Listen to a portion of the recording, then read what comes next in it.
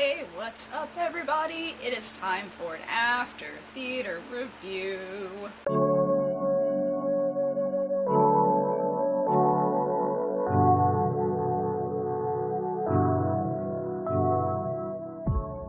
This time I will be reviewing Love and Monsters, which came out this year, and I saw this with Maja.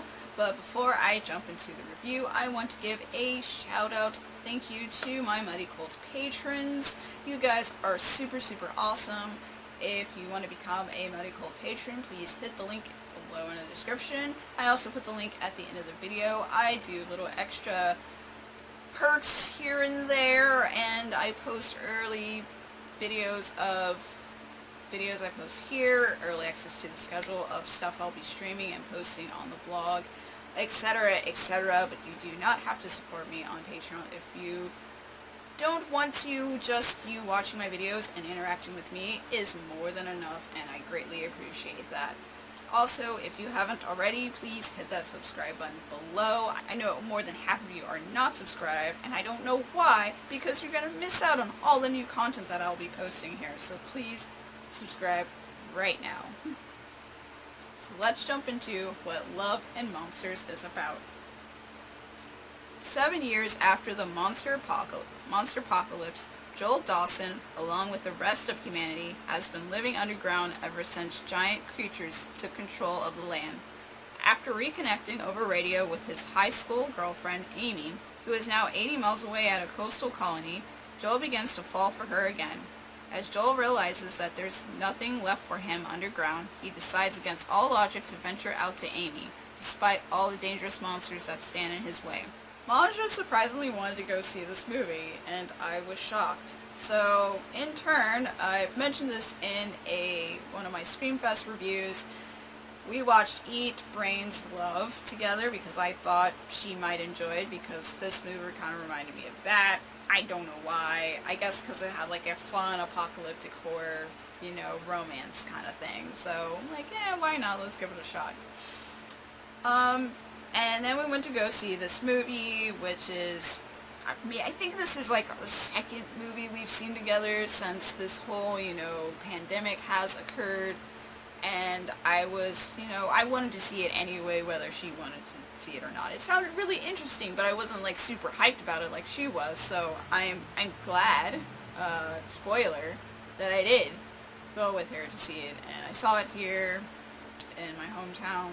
I was expecting a fun little, romance, whatever, adventure with monsters. Obviously, it means in the title, Love and Monsters. That's what I was expecting. It looked like a fun time, and I'm always up for a fun time movie. Sometimes, even if the movie isn't exactly the greatest, for example, Suicide Squad, if I have fun with it, then I'm totally okay with it just being kind of meh in, like, other departments, I suppose. Kind of like, being entertained is, that's what movies are supposed to do. It'd be great if it has, the whole package of it actually having, like, good story, good character, good visuals, blah, blah, blah, and it's also fun, or at least entertaining. That would be ideal, but sometimes it doesn't hit all those marks. But if I have fun and I'm entertained, I'm happy. I didn't really know the details of who was in this movie and stuff, and there was quite a couple actors and so that I recognized from other things. I think Amy was probably one of them, maybe even the main character. Was super surprised when I saw Michael Rooker was in it, because I didn't really know who the cast was, and I was just like, oh, he in good hands.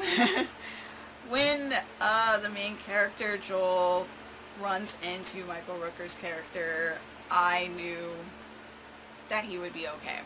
Because Joel was kind of like the unskilled, untrained, kind of weak character, and of course over the movie he gains more skills, becomes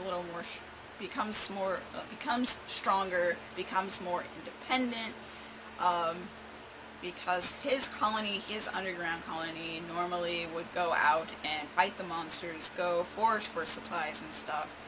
He would normally freeze in front of a situation, in front of a monster if he encountered, or, pass out or something. He just stuck with what he was best at, which is, taking care of the cow, cooking the meals, cleaning things, those sorts of tasks. And I feel like that would probably be me. Like, I feel like I probably, I don't know, not the best to go out in the world. I don't know, maybe I am. I hope I never find out. But once he decided I'm going to follow my heart and, reconnect with Amy because I feel like I'm out of place and I'm lonely, and watching this journey of him, finding himself, learning more about him, and, making friends along the way, it was a really fun journey to watch, like, him grow and obtain skills and face, I hate to say the cliche, like, face adversity or whatever. It's not really adversity. He's facing monsters. He's facing death. He's taking risks. And I enjoyed every moment, every minute, and I can't wait to watch this movie again. I will say it does have cliches in it, but not mad at them. Really am not. Some of it's like, there are parts that I somewhat expected, but somewhat didn't expect towards the end, and like, it's not that big of a deal. Like, I still enjoyed it, because you don't have like one main villain in a way. I mean, obviously, like, the monsters are a big part of, like, problem, but of course, much like most apocalyptic movies or TV shows, humans are always the worst. They're always worse than the monsters. Walking Dead. Prime example. Humans are always the worst. Period. So I was, like, not surprised that that kind of stuff happened. But there was a lot of, heartwarming moments that, like, made me smile, maybe, like, really enjoyed myself, like Joel befriending a dog. Obviously he's gonna make it to Amy, so their reconnection together, his relationship with his colony, him, like, really thinking back to before the monster apocalypse happened, and thinking about things he, like, regret, little sore spots, like losing his family and stuff. Those sorts of things, yeah, it really does, I think, effectively tug at your heartstrings, makes you become closer to Joel, makes you care about him even more, and then you start caring about all the other characters that he comes across. Even this robot that he never has seen be functional, you become attached to for a short amount of time. It was just a really good movie.